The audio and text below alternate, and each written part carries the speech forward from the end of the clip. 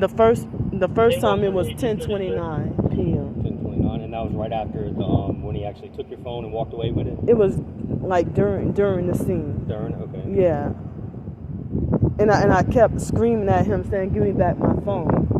Let's go through the first incident that happened. So, were you sleeping? Just hanging? You were listening to your music? I wasn't sleeping, but I was listening to my music. Listening to music. Yeah. And then what happened from there? You were listening. And he came and walked like towards me, and like it looked like he was about to sit down right here. Okay. Because a few other guys, well, actually at least one other, but probably no, a couple of other guys have tried. Like, I'd be like, because of things that happened to me, I'd be like hyper vigilant. Right. So he was walking about to sit down, and what happened after that? I started filming and recording because I'm like, who is this sick freak trying to come by me? And he was walking over trying to tell me something I didn't know because I had my earbuds. And so then I quickly started filming and recording, and then I don't know what he was trying to tell me at first. And then he was like, don't record me.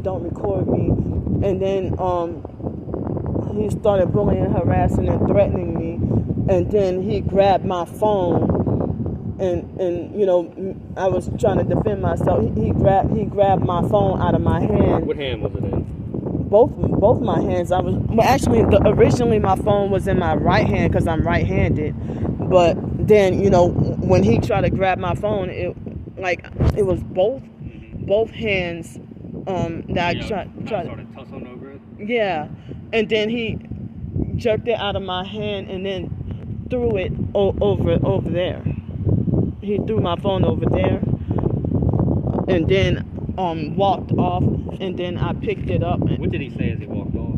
And he threatened to throw my phone into the river right here. And then he threatened to throw my phone into the river, and said, next time you record me, I'm gonna throw your phone in the river and this and that, whatever. And so then after that, I you know, went and got my phone and cleaned and sanitized it off because I have OCD, and I sprayed and sanitized myself too, you know. And then I came and sat directly back down. Sat back down and tried to listen to my music. He walked off, and then how long was it in between? When he threw the phone the first time, you got it, cleaned it, he walked away. How long did it take for him to come back? It seemed like less than 5 minutes. I thought he was gone for good, but then he came back over here. Oh, and he said something about, oh, this public property, you can't tell me where to go and this and that. I'm like, but wait a minute, but you came over here by me. You coming over here by me. I don't know what you trying to do. I mean, like, y'all told me to focus on now, but I'm saying that the guys that, you know, they have people that's trying to traffic me. So I film and record every damn thing. So then, before I can start back to listening to my music again, he came back over here by me again. Did he sit down? Like he started to, but he didn't. But then he started bullying, harassing, and threatening me, telling me. You say bullying, harassing, and threatening. What were some of the things he was saying to you? He was trying to say, "Oh, you can't come, you can't be over here, and they got a lot of other homeless people over here that sleep around here, and I be here every night." No, I be here every night. So he lied and said that he be here every night. Now I can't be here. And then, you know, when he started harassing me, I started recording again, and that was when then he was bullying, like threatening to take my phone, and then he wrestled the phone more aggressively, and I started to grab my rubbing alcohol and what I used to sanitize, and also. When you say wrestled, y'all just kind of like tugging over it. Yeah, and I started to. I was trying to use the little lock to keep this bag over, like right here, you know. Mm-hmm. So then I started to grab the lock, but I didn't strike him with it. But, you know, I was trying to defend myself.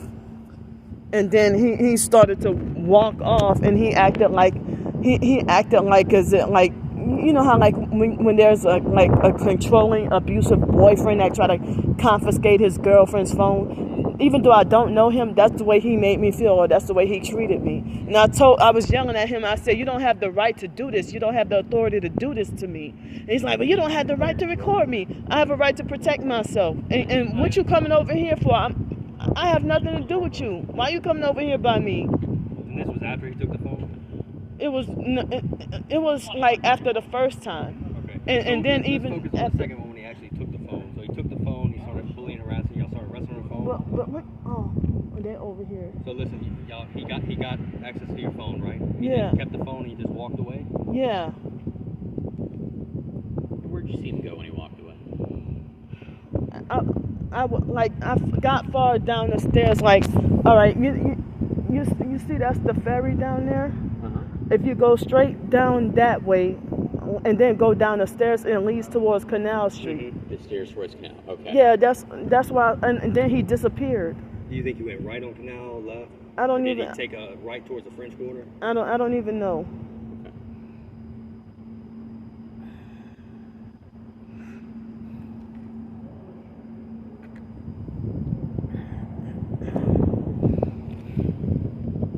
Right, and you said you didn't recognize him from anywhere, don't recall a name. I never met him before. Never met him.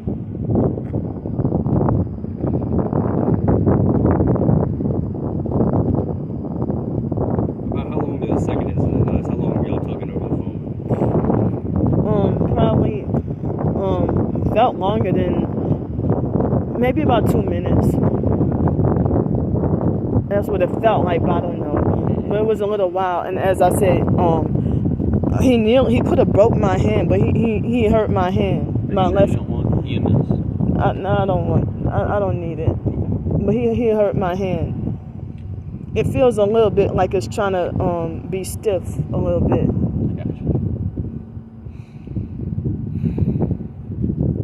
But like y'all saying, this doesn't have anything to do with it, but I would not be surprised if the online stalkers I would not be surprised if they had something to do with this, because as I said, they've been illegally tracking and stalking my every move.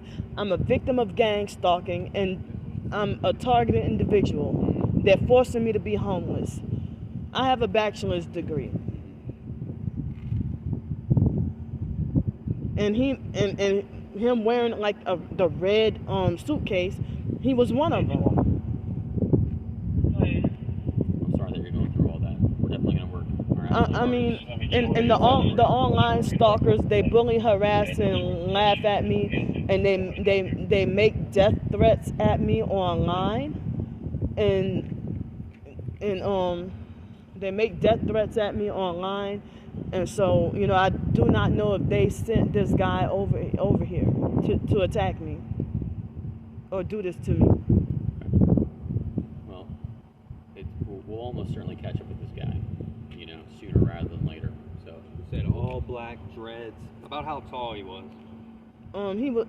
He was definitely shorter than 6 feet, but he was at least 7. I mean, I'm sorry, at least 5'7". would you say he was taller or shorter than Detective Venera? Maybe a little bit taller, a little bit Let's taller. go with 5'10". Oh, okay, somewhere around there. But he definitely wasn't 6 About feet. how much did he weigh? I don't know. But I just know he was skinny. Skinny? Yeah. If you had to guess a weight on him, what do you think? I'm not good at all with estimating. You're good, just a rough estimate. I don't know. I have no idea. Like, Well, about how old was he? well, he looked like he could have been between. He could have been under 40, but I'm 40 years old, but he looked like he was at least 30. At least 30? Yeah. So maybe like 35? Somewhere around about there. there? Yeah. Okay. Did he have any facial hair? I don't think so. You don't think you can see any facial hair? I don't recall. What about any tattoos or anything like that? He was too dark. I couldn't Too even. dark skin? Yeah, and he had a long sleeve, so I couldn't tell. I didn't. Yeah. So here's going to be your item slip for the report. Your item number is going to be F15238 of 24, okay? Officer Roy is going to write the main report. I'm just going to verify your phone number. It's 850. Hold on. So, Detective Venera and I, we're going to take a look around the area so we can see this guy. We have some cameras here. We have some cameras in the Four Seasons. So we're going to go start reviewing footage. I mean, Identify this individual and walk through it. oh, y'all just gonna say simple robbery? He put his hands on me. That's It's a greater charge. Yeah, in the state of Louisiana, it's referred to as simple, Yeah. right? That just means he didn't have a weapon. He didn't use a weapon in order to rob you. If he uses a weapon, it becomes an aggravated robbery. We understand that it was a crime of violence. A robbery is considered a crime of violence. Yeah. Okay. But what about assault? So it's considered a lesser included charge. So a robbery is the taking of anything of value from the person or direct control of another through the use of force, intimidation, or violence. Okay. So that's it's all wrapped up in the definition. Okay. All right, man. I'm sorry this happened to you. If he comes back, if you see him again, if you have any other issues, just call 911. We'll be out here as soon as we can. Okay. All right. And this thanks. is usually where you're located on the Riverwalk for now? But here, I don't know where else to go. I got you. All right, try 1530 Gravier. Give them a try around 7 in the morning. They don't help me. They will help you. They do not help. I would say just try and give it another shot. You never know. Maybe you had the person you talked to the last time wasn't very helpful, but someone else will be. It's better than sleeping out here and having strangers. A lot of the time, they be always telling me like that they don't have any rooms available. I mean, I'm sorry, any beds available. I know they got some available. Yeah, they Try to go first thing in the morning, around 7 when they open up. Talk to registration over there. They'll get you a bed. I know people that get beds there every night. Just think about it, okay? All right, and again, if you have any other issues, just give us a call, okay? All right, thanks. Yeah. So they had these fake tourists that were trying to act like as if they try to come over here and trying to instigate and trying to distract. So yeah, they full of shit talking about 1530. No, they don't. Yeah, these shelters, they do not help. People in the TI community say stay away from the shelters and hospitals because of the trafficking. I recently heard of something violent happening at the 1530 Gravier Street. I thought there was a stabbing or shooting there, so you're not safe. So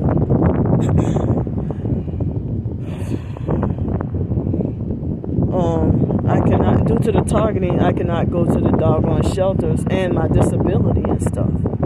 And they always say that they're full, or they act like they don't want to help. So I don't even think they know that these officers, they don't know what they're talking about. Because even, I don't know, but my anxiety is really high. But I cannot believe that when they asked me what my mailing address was, my mind drew a complete blank. It drew a complete blank. So I'm glad that the perp didn't take this phone. Y'all say that the gang stalkers won't put their hands on. I was just had violence done to me by a gang stalker, and I hope they catch him.